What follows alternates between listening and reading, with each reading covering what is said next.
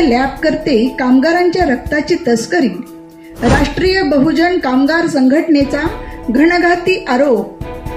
आज इस्लामपूर तालुका वाळवा जिल्हा सांगली येथे राष्ट्रीय बहुजन कामगार संघटनेचे राष्ट्रीय अध्यक्ष संदीपजी पाटोळे यांच्या नेतृत्वाखाली पत्रकार भवन येथे पत्रकार परिषद संपन्न झाली.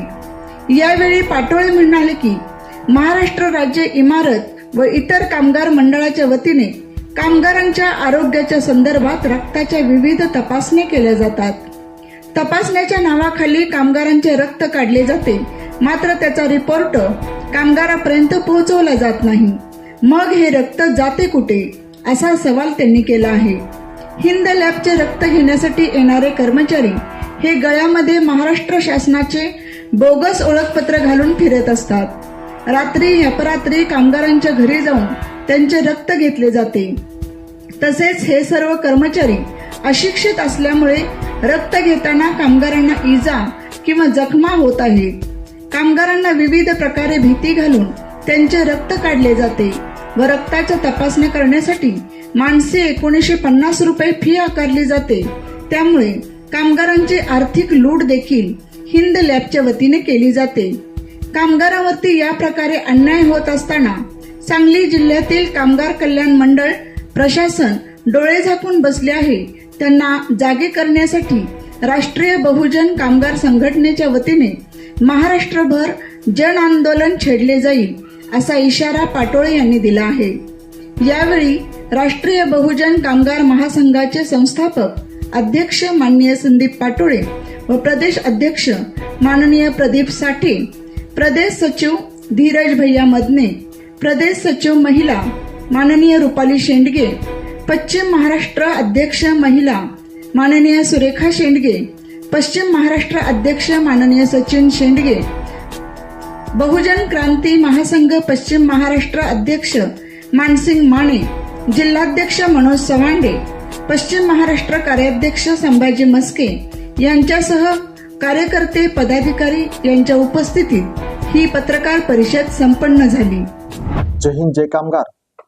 मी संदीप पाटोळे, राष्ट्रीय बहुजन कामगार महासंघ संस्थापक अध्यक्ष.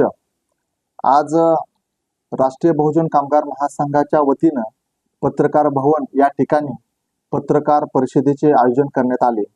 आजच्या पत्रकार परिषदेला राष्ट्रीय बहुजन कामगार महासंघाचे प्रदेशाध्यक्ष मान्य प्रदीप साठे, प्रदेश सचिव मान्य धीरजजी मदने, त्याचबरोबर प्रदेश सचिव मान्य महिला आघाडीच्या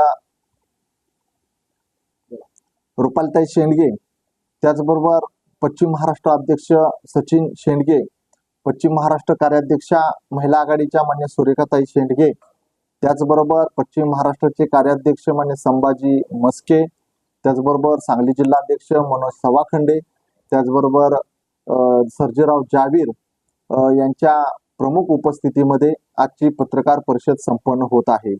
आज पत्रकार घेण्याचं कारण की महाराष्ट्र राज्य इमारत व इतर बांधकाम कामगार कल्याणकारी मंडळाची स्थापना 2011 साली झाली आणि यानंतर या मंडळाच्या माध्यमातून अनेक कल्याणकारी योजना या महाराष्ट्रामध्ये राबवले जातात.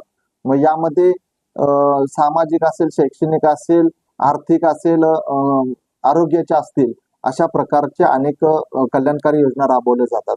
यामध्ये नवीन एक कल्याणकारी योजनेची स्थापना गेले 2 वर्षापूर्वी करण्यात आली.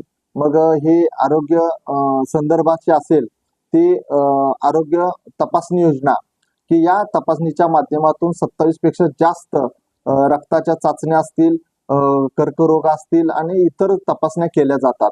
मग या तपासणीचे जे टेंडर आहे, ठेका आहे, हा ठेका हिंद लॅब यामध्ये दिला जातो.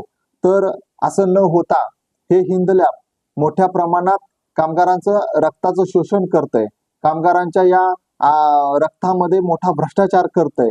म्हणून आम्ही सर्व माहिती घेतली.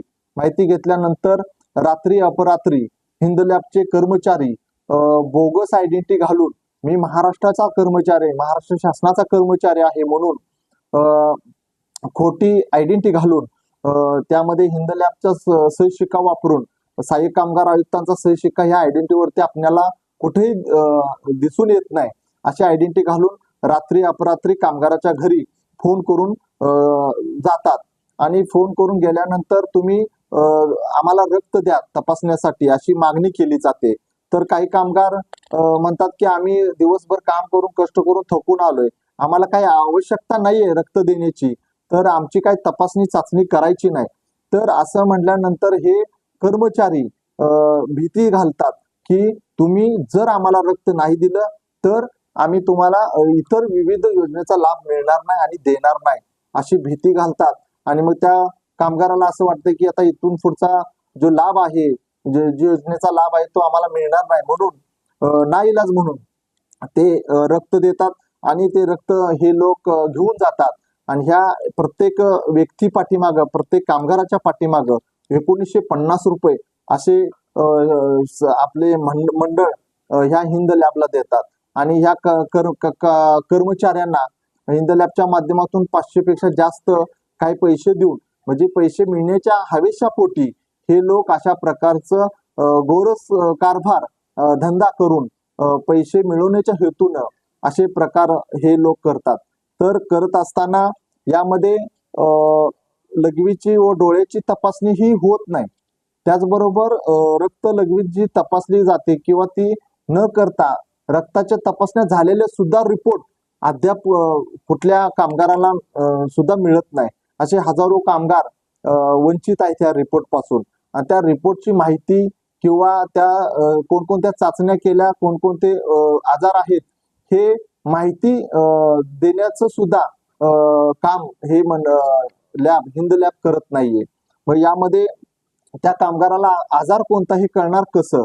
तर खऱ्या अर्थाने हा पैसे कमवण्याचा, मिळवण्याचा आणि भ्रष्टाचार करण्याचा ह्यांचा हा धंदा आहे. मग असे करत असताना तपासणी झाल्यानंतर चहा आणि बिस्किट दिले जाते, ते सुद्धा दिले जात नाहीत. त्याही चहा आणि बिस्किटामध्ये भ्रष्टाचार होत्याला आपल्याला दिसून येतोय. त्याचबरोबर मेडिकल फील्ड संबंधित जी शिक्षण असलेली मुलं पाहिजेत, अशिक्षित मुलं 10वी नापास 12वी नापास अशी मुलं रक्त काढण्यासाठी या सांगली जिल्ह्यासह महाराष्ट्रामध्ये आपल्याला दिसून येतील.